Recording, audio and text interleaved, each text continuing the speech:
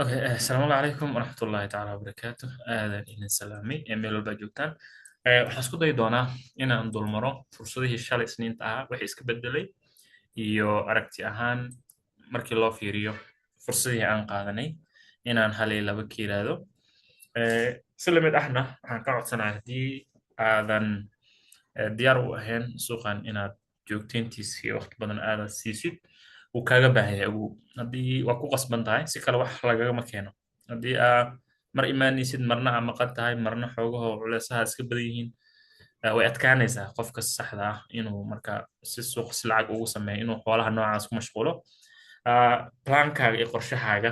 mar walba sida ugu wanaagsan aan hal iyo laba ka yiraahdo waxaa waaye inaad suuq at least maalinkii 2 hours aa siin kartid 2 saacadood asagoo ku filan inaad siisid. Okay. Lacagta DXY aan ku bilaabo hal iyo laba waxaan ka dhahnay shalay. DXY waxaan ka dhawaajinay inay halkan supply zone tahay waxaana live-ka aan ku kala tagnay asagoo halkaa maraya oo saameyntan gadaal New York session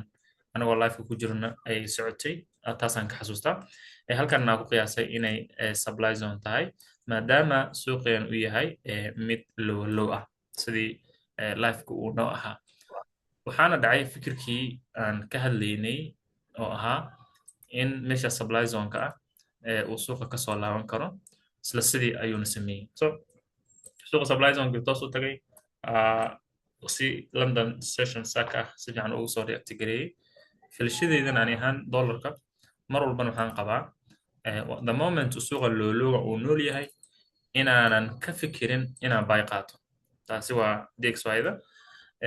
euro USD GBUSD-na sidoo kale inay buy ahaadaan maadaama tan filashadeeda ay tahay inay weli hoostaas sii aadi karto anagoo xishmeynayno suuqa order flowgiisa change of charactergii hore halkaasaan ka haysanay new log ahaa haddii aad la socotaan then another low kala haynaa waxaana filashadeeda iyo mismacquul aan ku taxliilinayaa one more time in zonka la booqan karo lacagta DXY-da sida order flow uu noo sheegayo muhiimadda ugu weyn waxaa waaye structure-ka suuqa muxuu fariin ah uu ku wadaa waxa aniga dhahay mise waxa adiga jeceshahay ma aha muhiimadda waxaa waaye qofka rabo inuu fahmo suuqa fariin nooca ah ayaan ka qaadan karaa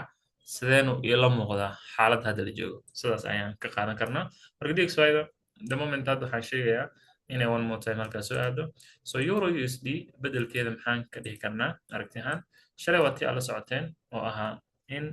kan uu yahay leenkan change of character marka 1 hour-ka time frame-ku ii dooran yahay oo shalay aan ka dhaawajinay kaas isbedelkii suuqii loo haygii trendigii hore down trade-ka ahaa loo haygiisii halkan ahaa in la jibiyey oo uu suuqa sameeyey new high so intani dhan marka maxay noqonaysaa intani dhan waxay noqonaysaa qaab consolidation phase ah oo haddaa xasuusataan xataa isbuucii hore tradekan waan qaadanay kan ilaa iyo 60 bib ahaa si qurux badan uga faa'iidaysanay targetkiisana waa ka helnay so ilaa maanta shalay isniinta ilaa maanta talaada ay tahay euro USD fursad ugu horeyso aan rajo badan ka leenahayna waa midan ugu dambeynna boodi dhammaystirna ku sugayna inuu manipulationka uu noo sameeyo 5 minutes markaa ku fiirisidna already shiftigan waa valid oo waa mid aan isleeyahay fursadiisa siday tahay ugu qaadan karnaa so sidaa awgeed liquidity gamba haddii meesha laga leexiyey manipulationkiina sidaan shalay ka dhawaajiyay haddaa xasuusataan live-ka aad joogteen shiftigan waa u baahannahay si aan suuqan buy u galno shiftigii ugu dambeyn waa helnay waxaa hadda sugnaaba inuu haddana one more time interview noo soo laabtaa kadib bishan June euro USD ani ahaan waxaan qabaa trendiga 1 hour-kan inuu one more time high samayn karo highgana la sii jibin karo so this the time of waxay ku dhisan tahay patience inaad dulqaadkeeda muujisid waayo sababtoo wax walba sida had u rabtid uma dhacaan takes time waqti ku filan sii suuqa isku dhiso waqti ku filan markaa siisid focuskaagan uu fiican yahay wax isbedel ah oo markaa aad ka baqaysid ma jiraan aadan ahayn inaad adiga khilaafaadkaaga iyo go'aamahaada khaldan aad suuqa kale aadan keenin haddii suuqa adiga emotionkaaga iyo fikirkaaga duwan iyo waxyaabaha ku fikirtid iyo problemka ku haysataa suuqa keentid this another issue kale oo u baahan in lasoo xaliyo ka hor intaadan suuqa soo gelin okay so euro USD aniga sidaasay setupkeeda ii tahay kulley haddii aad ila aragtaan waxaa xiga GBUSD kala xigta ayadana shalay trade aan ka qaadan haddaa xasuustaan si live ah scenario 2 qurux badan amazing trade ani weli waxaan qaba fikirka ilaa iyo targetkaas boqolkaa bib in lasii dhammaystiri karo oo sida aan qabo maalmaha nagu soo aadan welina another entry kale hadii halkan ay noogu soo laabato ani ahaan waxaan isleeyahay waa macquul another entry kale halkan ka qaadan karnaa fursadaas oo ah in halkan buy ah ka geli kartid haddii ayadoo 1 minute confirmation aan fiirinaysid marka ilaa targetkan full TP1 ugu dambeyn waa helnay si live aan ku qaadanay dee discordka aad joogtay na shalay watii aan la soo sheegareeyay isla livekan waa tii anaga aan fursada aan siday tahay ugu qaadanay ugu faa'iidaysanay okay inkastoo news uu jiray news wax saameyn ah naguma yeelan fursadeena siday tahay uga faa'iidaysanay so waxaa kaloo kusoo haray USD card lacagta kaloo ayadan aan xoogo focus aan siiyo waaye ayadan waxay ku jirtaa lacagahaas buucan aan leeyahay dollarkay la jaha noqon doonta waa downtrend oo qaabkay u socoto shalay haddaa la socotaan halkan waxay noo ahayd isbedelkii then kani wuxuu noo noqday new low oo downtrend ka ahaa so halkani waxay noo noqonaysaa marka supply area oo IC candlekaas laga soo tag lagu laabtay kani waa correction dhamaystirna aad iyo aad u qurux badan then 15 minutes daa u degatid waxa aan rabnay oo sida ugu qurux badan aan u danaynaynay hadda ay noo imaadeen shal haddaa la socotaan xoogaho trade-ka aan qaadanay ma ahayn trade quality ahaa kanaan ka quality fiican ugu dambeyn 15 minutes waa la soo jibiyey liquidity-gaaga open clean waaye meel fiican ay taasha liquidity-gaaga clean waaye then keli waxaa u baahan tahay suuqa inuu halkan ku laabto saacadaha nagu soo aadan entry-gaasna aa qaadatid dee aniga iga sugaysid marka inaad signal ahaan kuu soo diro group signal ma lihi keliya inaad experience dhistid unbaa livekan isugu imaana anoodan gooni aanan lahayn keliya communitygan discordka aa wada joogno inaan midkeen kale aan ku dhiirigelino wixii ka khaldan inaan ka saxno experience dhisno that's the main goal gooshu keliya aan leenahay waa taas adigana kolley haddii aad inaad dhakaan haysatid inaadan haysanba laba gooro waxaan filayaa inaad isku daydid lacag sameyn horteeda inaad ku fikirtid sida cilmiga u horumariya lacagta sisa qayb ka mid ah waa fikirka la rabo lakin at least waa inaan ku dadaalno okay USD kaada hadda ugu set up qurux badan euro USD way ku xigtaa iyo USD way ku xigtaa marka euro USD USD card dollarka mar walba anaga sell no ah so eurodana waa buy USD na waa sell so that's a good confirmation aan meel fiican ka qaadan karno I hope so USD CHF waa lacagta kaloo ayadan xoogaha wararkeeda iska badan yahay haddii si loo fiirina waxay la jiha tahay USD karta lakin qaabkeeda iyo fikirka ay ku socoto ayadan waa downtrend new low hayna lowgii hore low cusub lama sameynin weli official maaha lakin halkan meesha ay kasoo laabatay supply qurux badan ayaa yaalay ay ku laabatay correctionkan laabanayo waxaan u baahanahay marka shuruudihii entry modelka 15 minute trend ahaa jiro 15 minute trendiga low highgiisa 15 minute hore halkaasaa laga jibiyey so kan waa 15 minute new high then correction trend ahaan 5 minute markii loo fiiriyo nidaam saas ah oo aan ku garan karna ma lahan so anaa waxaan dhihi lahaa marka kani inuu liquidity noo noqdo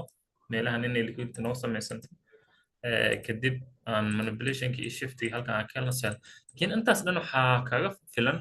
inaa USD cardkaada iskaga mashquushid sababtoo tani xoogaho waxay u baahan tahay fikir gooniya iyo dul istaag fiican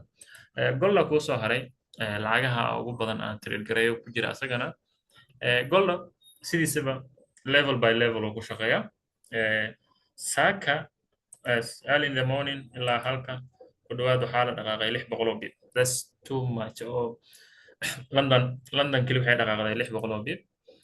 livekii shalay tradekii shalay haddaa xasuusataanna kan u ahaa so suuqa wuxuu ku jiraa suuqyada ugu movementiga ugu fiican and the main issue haddii aad rabtid marka inaad sidii loogu talagalay aad uga faa'iidaysatid ani ahaan waxaan qabaa 5 minute-ka inaad xogtiisaysid 5 minute-ki hadda uptrendiga ahaa kan u ahaa kan waa 5 minute high kan waa yellow kan waa high so 5 minute-ki waxaa moodaa in halkaa laga soo jibiyey ani ahaan waxaan qabaa marka the moment uu halkan ku laabto suuqa ani ahaan waxaan qabaa the moment uu halkan ku laabto inay liquidity halka ay noqon karto then sellkan aan soo qaadano gold sida aan qabo kan marka liquidity noo noqonaya kani wuxuu noo noqonayaa liquidity. Marka liquidity-gana in meesha laga qaada u baahannahay. So waqti badanna iyo waqti badan ayaan u baahan doontaa. So we have to wait inaan sugno sida ugu fiican aan waqti u siino. So aniga marka let's be patient, aan dul qaadano. Haddii ka laabto levelkan oo equilibrium-ka ahna ayadan waa arkaynaa. Laakiin you have to be patient. Golda sideedaba dhaarti inaad gul ka gaartid patience badan iyo accuracy u baahan tahay. Sida lacagahan oo kale haddaa khalad samaysid oo xoogaa kasoo kabsan kartid maaha. Haddaa one mistake samaysid stop loss-kaaga misbehaving yar aad samaysid oo isku dayid inaad suuqan sidaarti ula macaamiishid akaano badan aa ku weynay. So ani waxaan qabaa lacagahan kale experience kusoo dhis kadib kan imaaw adoo discipline ah kan imaaw. Laakiin adoo discipline xumo ku hayso risk management-gaaga shaqo lahayn marba lodkii ugu fiican masba lodku ka weyn yahay aad suuqa ku trade garaynaysid account-kaagan uu iska yahay mid 10k challenge ah mas $100 ah soo heshay meeshan waxba kama qaban karto. So at least you have to be kuwan ina experience kusoo dhisid. Haddii aan markale isku dayo forex factory maxaa news ah jiro sideena aan u rabnaa inaan u fahanno maalmaha nagu soo aadan iyo maalmaha aan iska fiirinayno waa kuwe ilaa iyo Tuesday-da maanta la joogo yowrada horta bank holiday waaye inteeda ugu badan laakiin wadamada qaar maahan holiday marka is okay suuq movement-kiis muxmo 5 p.m. GBP-da next 5 minutes waxaa kasoo baxay news yar marka it's gonna be move yara halkan ka dhici doono daqiiqadaha yara nagu soo aadan big move dhanku ahaada ah inuu halkan ka dhaca rajeynaya siday noqotaba maadaama newskan uu yahay high impact then berri dibaa loo dhigay newsyada inta ugu badan waxaa kaloo jira Wednesday Audi ma trade garayno Australia ma trade garayo Japanese yen ayadan xilli oo saq dhex ay taxawaaye Asian session news yara ka jiro xilligaa ma trade garay waxaa soo hartay USD NFB jimcaha ugu sokeysa I think jimcaha miyaa arbacada le lagu jiraa weli jimcada weli waxaa jirto non-farm ADB de NFB maaha ADB ay jirto isla arbacada kale haddana news kale jiro okay hal mar filter aan ku sameynaya waxaana idinka saara ogaadi kuwanaan micno lahayn idinka saaraynaa si ay noogu soo yaraato meesha okay marka arbacada is gonna be good news day ahaan doontaa laba news oo waxaa jirta 9 saac mid soo baxayo midna uu soo baxayo 12 saac saacadii bar kadib khamiista jimcaha asbuuc news so first week of the month bisha asbuuc ugu horeeyo waa nidaam noocaas ah marka asbuuc walba bisha ugu horeeyo more patience aa lagaaga baahan yahay xataa suuqa nidaam oo dhafalo saxa ma lahan bisha markay bilow tahay atli asbuucan ugu horeeyo ha kaa dhamaado asbuuc labaad iyo kan saddexaad iyo kan afaraad suuqyada ugu fiican suuqa ku jiri karta June sida aaminsanahay we will be journal can sida wax u wadno wayno record garaysan yihiin marka jimco walba haweenna waxaan isku dayi doonaa inaan at least journalada iyo practice aan sameyno si wada jir ah and that's the main goal inaan community aan isku dayno sida ugu fiican inay suuq ula jaan qaado qofkii naga dhimanna oo xoogaa culays haystan inaan buush garayno qofkii meel fiican joogan inuu tusaale u noqdo qof lagu daydo marka ani ahaan live-kayga halkaasaan ugu talagalay kulley newskan isla sugayna haddii wax saameyn already kana wax saameyn saasaad buu leeyahay then wax oo speaks ah waaye hadal soo jeeda marka let's see wixii soo kordho halkaasaan ka wada socon doonaa kulley wixii set up ah aan sharxayna waa haysataan haddii wax isbedelaanna berri ayaan wada joognaa asalaamu calaykum